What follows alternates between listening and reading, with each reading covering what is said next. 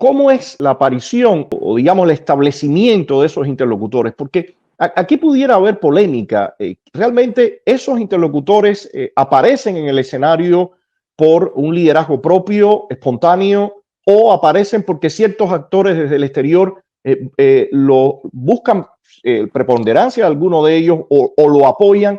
Porque haciendo un paréntesis, en el caso Cuba hemos visto muchas veces esas situaciones y moviéndonos un poquito y ampliando el espectro, de alguna forma yo diría que parte de lo que se está viendo en el caso de Afganistán tiene que ver también con que actores políticos externos, actores desde el exterior llegan y hay veces dan preponderancias a otros actores internos sin conocer completamente el escenario y los liderazgos que aparecen en forma espontánea y anclados a la realidad de los países. Entonces, en el caso de Venezuela, ¿cómo es la aparición de estos actores o interlocutores, como los estás mencionando, y realmente qué tanto ha afectado? Porque definitivamente el no dejar que las dinámicas propias se desarrollen y entonces apostar o ayudar o brindar apoyo a todos esos actores y que poco a poco eso evolucione,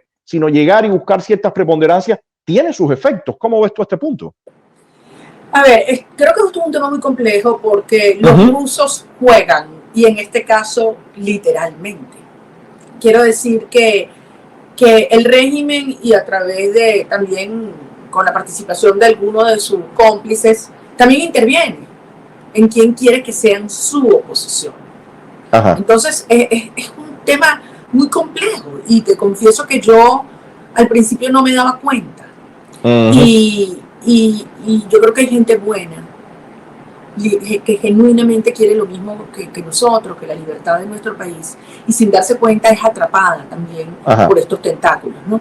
Porque utilizan mecanismos muy perversos, desde la extorsión, el chantaje, la amenaza de la familia, obviamente la plata, el miedo, o sea, usan cosas horribles. Entonces, y además si te digo algo, todo aquel que reciba, si sea un centavo, de la tiranía o de sus testaferros, acto seguido se convierte en un rey. Acto seguido. Entonces, yo creo que ellos han sido muy hábiles planteando conceptos como, por ejemplo, el de la unidad.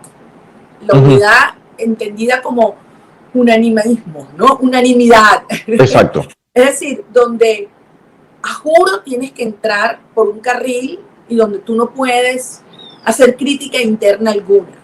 Y yo misma hoy me doy cuenta que yo caí en eso. Durante muchos años, siendo parte de la MUD, de la Mesa de la Unidad, yo vi cosas adentro terribles. Claro. Prácticas como las que tanto denunciamos del régimen. Y yo me callé por el cuento que se te convierte en una especie de nosotros le decimos bozal de arepa, ¿no? Que no te deja hablar con la amenaza de lo que eso puede hacer, ¿no? Entonces, ¿qué es un chantaje al final? ¿Y por qué quieren esto? Porque ellos logran penetrar ciertos actores cuyo trabajo allí es sabotear y ralentizar las estrategias y los movimientos que realmente desestabilizan a la tiranía. Y por eso están en esas posiciones. Entonces, al final, estas estructuras terminan moviéndose a la velocidad del más lento en la dirección del más débil. ¿Me explico? Porque son los que están allí para aguantar que no avancen o para entregarte. Eso que me estás diciendo tú de ralentizar, mira, por mi profesión yo soy físico y entonces tú sabes que en esta ciencia el tiempo es algo fundamental. Y yo siempre tuve en Cuba la percepción del que el castrismo y en especial Fidel Castro era tremendamente astuto en administrar los tiempos, cuándo apretar, cuándo aflojar, cuándo acelerar. Y esto que tú me estás mencionando de cómo hay momentos que se pierden y se pierden grandes batallas cuando tú pierdes el momentum exacto de dónde actuar.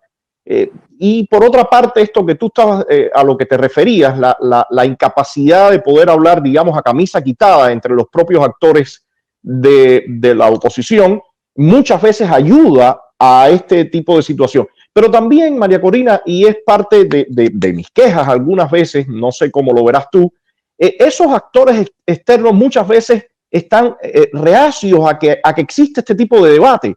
¿Qué estamos haciendo bien y qué estamos haciendo mal? ¿Dónde nos hemos equivocado? Te voy a decir algo, un interlocutor dócil a la comunidad internacional puede decirle muy, muy cómodo, porque además es natural que la comunidad internacional tiene sus propios intereses y sus propios tiempos, pero nosotros tenemos los nuestros. Exacto. En este caso los muertos los estamos poniendo nosotros, los pone Cuba, los pone Venezuela, los pone Nicaragua. Entonces nuestros tiempos exigen una demanda y una presión para que se aceleren estas acciones.